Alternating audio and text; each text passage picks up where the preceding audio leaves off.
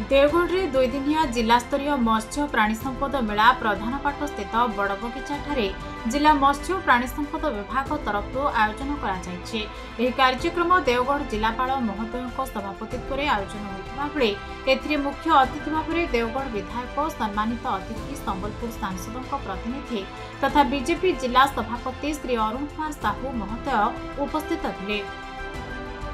आज देवगढ़ जिले में मत्स्य और पशु संपद मेला अनुष्ठित होता है। देवगढ़ जिलार समस्त अग्रणी चाषी मानक माने नारी शक्ति मानक समस्त को आह्वान कर समस्ते आसी मेला योगदान करते से देखागला जे ओडिशा सरकार जहाँ जहाँ योजना अच्छी चाषी मानक सबू एठार आलोचना है एवं एबे मुख्यमंत्री कामधेनु योजन 2,30,000 टंका पर्यंत 2टी गाई रे सब्सिडी दि जाऊँगी एवं से 70% सब्सिडी मैंने पाइपर।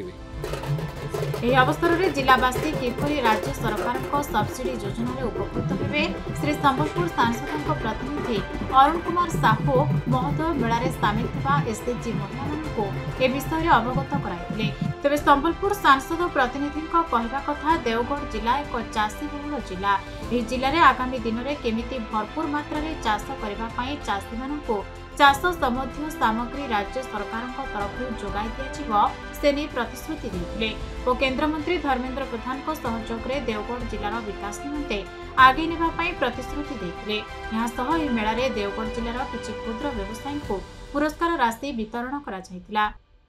गोटे जगह परिवेश ये सबू मत्स्य संपद हो प्राणी संपद हो कि कृषि क्षेत्र में हो आम बहुत किसी करूँ फैसिलिटी अच्छी आम आज जो ये मेला हूँ 2025 जिला स्तरीय मत्स्य और प्राणी संपद मेला ये मेला रे आज चाषी आमर ऑफिशियल गोटे अटाचमेंट है बहुत जिनस से जनइबे ये चाषी 500 टका है जाकि पुणी 5,000 चाषी को बतला जहाँ जहाँ गवर्नमेंट फैसिलिटी अच्छी केमती आम ग्राउंड जीरो को जाकि तार जो नेबा फैसिलिटीटा अख्तियार करवा से मेला आरंभ होइछि। यह 2 दिन पर्यंत चलिबो।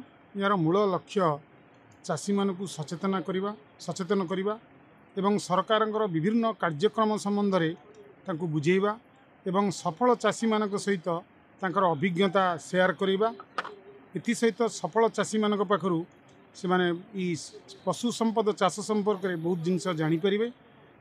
देवगढ़ देवानंद नायक रिपोर्ट खबर ओडिशा।